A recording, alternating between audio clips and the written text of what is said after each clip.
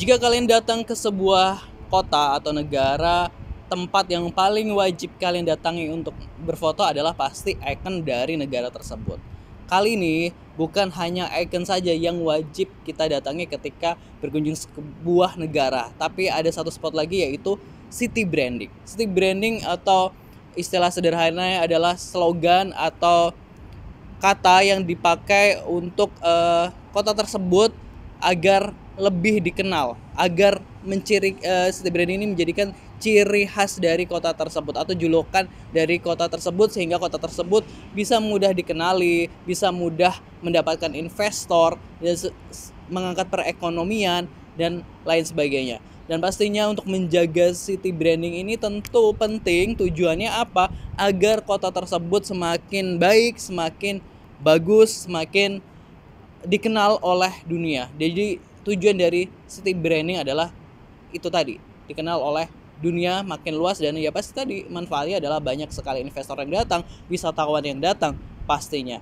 Dan di Asia Tenggara sendiri kalau kita search, kalau tadi saya research tuh masih jarang yang menggunakan city branding ini. Kalau kita mau lihat negara yang sudah kota atau ibu kota yang sudah menggunakan city branding adalah Malaysia, lewat I Love KL. Logo I Love KL ini sudah berada di sejak tahun 2012.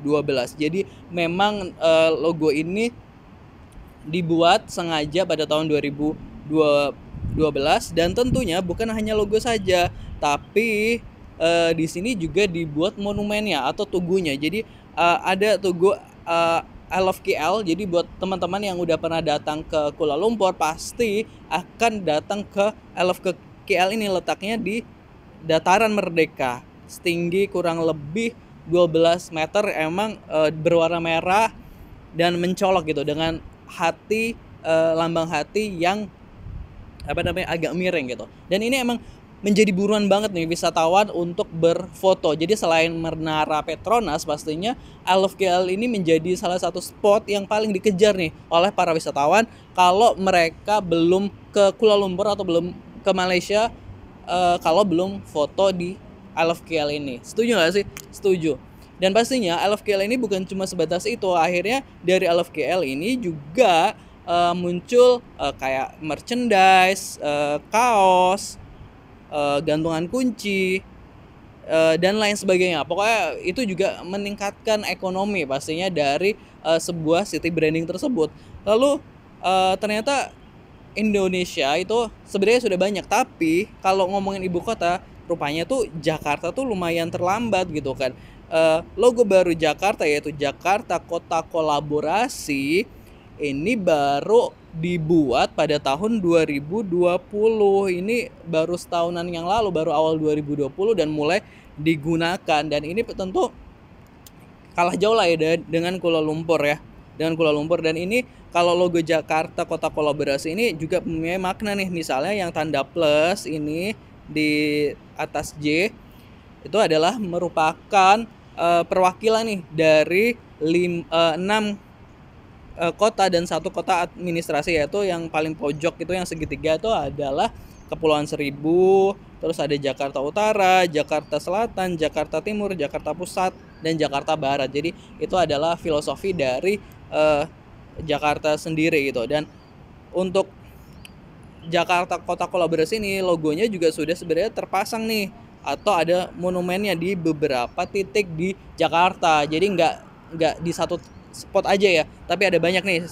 Salah satunya ada di Ben Hill, terus Taman Lapangan Banteng, ada lagi di Grogol, terus ada lagi di Priuk. Nah itu yang sempat saya lihat nih, saya lihat langsung emang ada logo tersebut. Kalau nggak salah di Matraman juga ada, kalau nggak salah ya Matraman. Jadi nggak harus datang ke pusat kota, tapi ada di beberapa titik pusat lainnya. Dan harapannya pastinya city branding Jakarta ini nanti bisa sebagai kota kolaborasi, harapannya makin banyak menarik investor untuk datang ke Jakarta ya, pastinya karena Jakarta adalah kota kolaborasi. Lalu kalau mau cari lebih jauh, misalnya Bangkok ini, sebenarnya logo ini saya nggak terlalu yakin apakah Bangkok emang memakai logo tersebut gitu kan, karena kalau dilihat di foto itu nggak ada logo ini, tapi apakah pakai ini. Nah ini jadi ini belum pasti, tapi ada beberapa logo di dunia yang city brandingnya juga keren banget. Ini bisa menjadi inspirasi gitu kan. Kita ada siapa aja nih? Ada Amsterdam. Jadi dia Amsterdam ini menggunakan plesetan gitu. Jadi dari Amsterdam itu jadi Amsterdam. Jadi ini filosofinya adalah dia pengen bikin orang tuh ngerasa gue ini Belanda gitu loh. Gue ini orang Belanda gitu. Nah, namun sayangnya si Amsterdam ini pada tahun 2018 ini dicopot. Jadi udah nggak ada si Tugu Amsterdam ini karena protes dari warga yang ngerasa jalanan di ini nih jadi berkurang gitu, jadi lebih menyempit gitu. Jadi selama 14 tahun Amsterdam ini terpasang, akhirnya dicopot juga gitu karena protes dari masyarakat.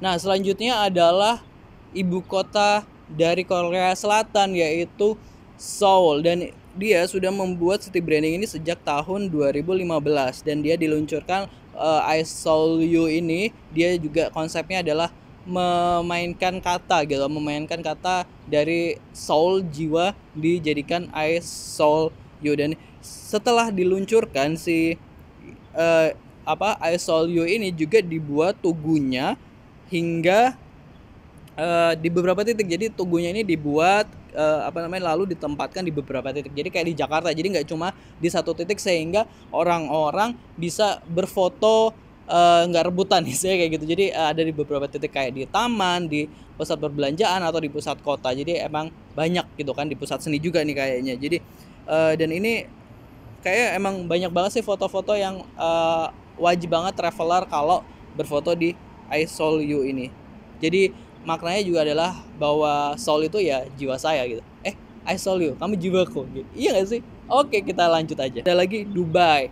Dubai ini juga city brandingnya keren dengan tulisan kombinasi antara huruf alfabet dengan huruf Arab juga nih si Dubai ini. Dan ini juga Dubai emang menjadikan logonya ini dipasang di mana-mana gitu. Maksudnya kayak di tempat-tempat, berbagai tempat. Ya nggak harus dalam bentuk yang tugu, tapi emang logonya ini sering banget dipasang gitu.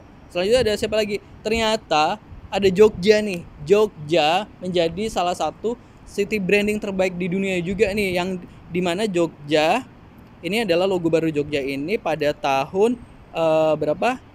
2015. Ini baru di launching, di mana logo baru ini menggantikan logo dan tagline sebelumnya Jogja, yaitu Jogja Never Ending Asia menjadi Jogja Istimewa. Tentunya logo ini juga lebih, menurut gue juga lebih elegan, lebih simpel, lebih apa ya, karena filosofinya juga banyak ketika kita baca tentang Jogja ini. Nah itu tadi nih positive people tentang city branding. Jadi emang penting banget membentuk sebuah branding kota kita. Tujuannya apa? Adalah ya itu tadi, agar menjadi citra baik gitu, citra baik, atau menjadi orang lebih mengenal kota kita dengan city branding tersebut. Lalu apakah di kota positive people ini sudah ada city brandingnya atau belum? Nah kalau belum, boleh nih diusulkan ke pemerintahnya agar membuat city branding. Pastinya jangan yang alay, tapi yang lebih elegan, tapi tetap dapat pesan atau makna dari tujuan city branding atau tujuan atau visi misi dari kota positive people itu tersebut. Terima kasih. Salam konten positif. Sampaikan kritik yang baik, yang sopan. Salam konten positif. Wassalamualaikum.